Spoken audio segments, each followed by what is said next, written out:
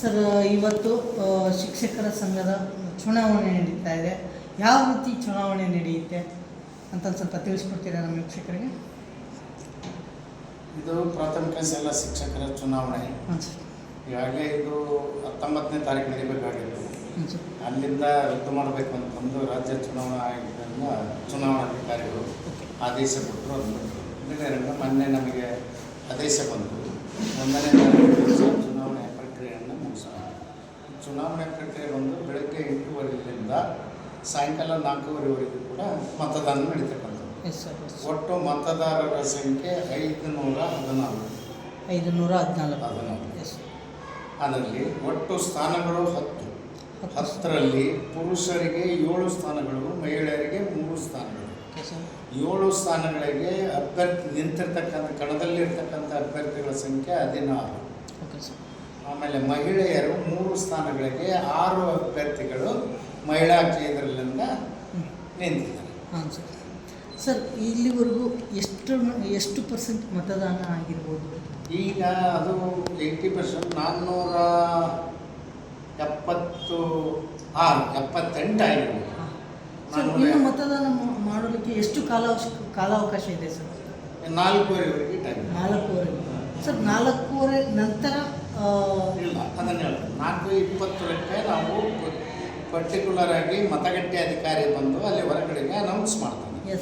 10 ನಿಮಿಷ ಟೈಮ್ ಇದೆ, ಮತದಾನ ಮಾಡ್ತಕ್ಕಂಥ ಮತದಾರರು ಬರಬೇಕು ಅಂತ.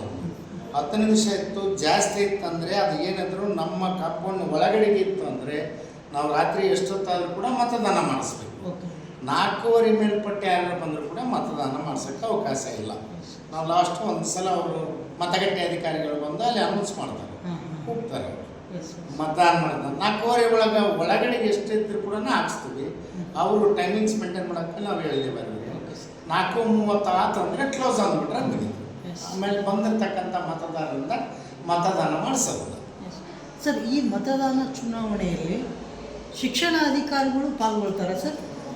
ಶಿಕ್ಷಣ ಅಧಿಕಾರಿಗಳು BEOವ್ರನ್ನ ನಾವೇನು ಮಾಡ್ತೀವಿ, ಐಡೆಂಟಿಫಿಕೇಷನ್ ಆಫೀಸರ್ ಅವ್ರನ್ನ ಅಂತಂದು ನಮಗೆ ಡಿಪಾರ್ಟ್ಮೆಂಟು ಶಿಕ್ಷಕರ ಇದು ಎಜುಕೇಷನ್ ಡಿಪಾರ್ಟ್ಮೆಂಟ್ ಆಗಿರೋದ್ರಿಂದ ನಮಗೆ HOD ಅಂತಂದರೆ BEOರು. ಚುನಾವಣೆ ಪ್ರಕ್ರಿಯೆ ಅಂತ ತೆಗೆದುಕೊಂಡ್ರೆ ತಹಸೀಲ್ದಾರ್ ಚುನಾವಣಾ ಪ್ರಕ್ರಿಯೆ. ಆರಕ್ಷಕ ಠಾಣೆಯವರಿಗೆ ಆರಕ್ಷಕ ಠಾಣೆ, ಪೊಲೀಸ್ ಆರಕ್ಷಕ ಠಾಣೆಯವರು ಬರ್ತಾರೆ. ಇವರು ನೋಡಿದ್ರೆ ಅಧಿಕೃತ ಆದೇಶ ಕೊಡ್ತಾರೆ. ಈ ತಹಶೀಲ್ದಾರ್ ಅವರು ಬಂದ ಮೇಲೆ ಅಧಿಕೃತ ಆದೇಶ ನೀಡಿದೆ? ಇಲ್ಲ, ನಮಗೆ ಆದೇಶ ರಾಜ್ಯ ಚುನಾವಣಾ ಅಧಿಕಾರಿಗಳು ಕೊಡ್ತಾರೆ. ಅದು ಕೊಟ್ಟದ್ದು ನಾವು immediate election officer tahsildar equipments ಎಲ್ಲ ಅಲ್ಲಿಂದ ತಂದಿರ್ತೀವಿ.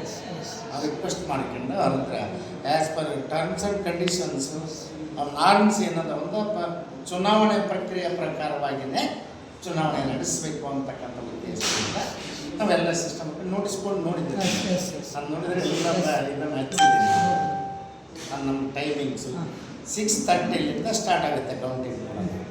ಸರ್, ಇನ್ನೊಂದು ಸರ್, ಈ ಬೇಸಿಗೆ ಸಮ್ಮರಲ್ಲಿ ರಜೆ ದಿನಗಳಲ್ಲಿ ಆರಾಮಾಗಿರ್ಬೇಕಾಗಿರ್ತಕ್ಕಂಥ ಒಂದು ಸಮಯನ ಬದಿಗಿಟ್ಟು ಚುನಾವಣೆಯನ್ನು ಕೈಗೆತ್ಕೊಂಡಿದ್ರೆ, ಏನಾದರೂ ಚುನಾವಣೆ ಕೈಗೆತ್ಕೊಂಡಿದ್ರಲ್ಲ, ಈಗ ಬೇಸರ ಅನ್ನೋದು ನಿಮಗೂ ಶಿಕ್ಷಕರಿಗೂ ಇರುತ್ತೆ. ಯಾಕೆ ಸರ್, ಎಲ್ಲೋ ಬಿಡುವಿಲ್ಲದ ಟೈಮ್ನಲ್ಲಿ ಕೆಲಸ ಮಾಡ್ತಿರಲ್ಲ, ಹೆವಿ ಅನ್ಸಲ್ವಾ ಸರ್? ಅನ್ಸುತ್ತೆ, ಬಟ್ ಆದರೆ ಮತ್ತು ಚುನಾವಣೆ ಆಯೋಗ, ರಾಜ್ಯ ಚುನಾವಣಾಧಿಕಾರಿಗಳು, ಜಿಲ್ಲಾ ಚುನಾವಣಾಧಿಕಾರಿಗಳು ಅವರು ಆದೇಶ ಮಾಡಿದ್ದಾರೆ ಅಂತಂದ್ರೆ ಅದಕ್ಕಾಗಿಯೇ 19ಕ್ಕೆ ಇಟ್ಟಿದ್ರು. ಅನ್ಫಾರ್ಚುನೇಟ್ಲಿ ಕೆಲವು ಯಾವುದೋ ಜಿಲ್ಲೆಗಳಲ್ಲಿ ಇದಾಗಿರೋದ್ರೆ ಇಮಿಡಿಯೇಟ್ ಸ್ಟೇ ತಂದರು, ಸ್ಟೇ ವೇಕೆಂಟ್ ಆಯಿತು. ಚುನಾವಣೆ ಆದೇಶ ನಮಗೇನಿದ್ರು ರಾಜ್ಯ ಚುನಾವಣಾಧಿಕಾರಿಗಳು ಇಲ್ಲಾಂದರೆ ಜಿಲ್ಲಾ ಚುನಾವಣಾಧಿಕಾರಿಗಳು ನಮಗೆ ಆದೇಶ ಕೊಡ್ತಾರೆ. ಆ ಆದೇಶದ ಪ್ರಕಾರ ಇದನ್ನು ಸರ್, ತಮ್ಮ ಪರಿಚಯ? ನಂದು HM ಕೊಟ್ರದೇವರು ಅಂತಂದು ನಿವೃತ್ತ ಮುಖ್ಯೋಪಾಧ್ಯಾಯರು, ಹೈಸ್ಕೂಲ್ ಪ್ರೌಢಶಾಲಾ ನಿವೃತ್ತ ಮುಖ್ಯೋಪಾಧ್ಯಾಯರು.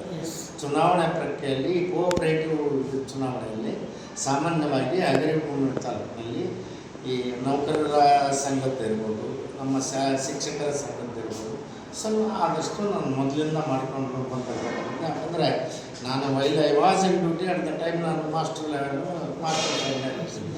ಅದು ತಾಲೂಕಿಗೆ ಯಾವುದೇ ಇದ್ದರೂ ಕೂಡ ನಾವು ಮಾಡ್ತಾ ಬಂದಿದ್ದೀವಿ. ಸರ್, ತಮ್ಮ ಪರಿಚಯ? ನಮಸ್ಕಾರ, ನನ್ನ ಹೆಸರು ರಮೇಶ್. ನಾನು ಕೂಡ ಪ್ರಾಥಮಿಕ ಶಾಲೆಯ ಗುರುತು ಮುಖ್ಯವಾಗಿದೆ. ಚುನಾವಣೆಯಲ್ಲಿ ಸಹಾಯಕ ಚುನಾವಣಾಧಿಕಾರಿ ಇವರಿಗೆ ಆಯ್ತು ಸರ್. ಕೆಲಸ ಮಾಡಿ. Thank you sir, thank you.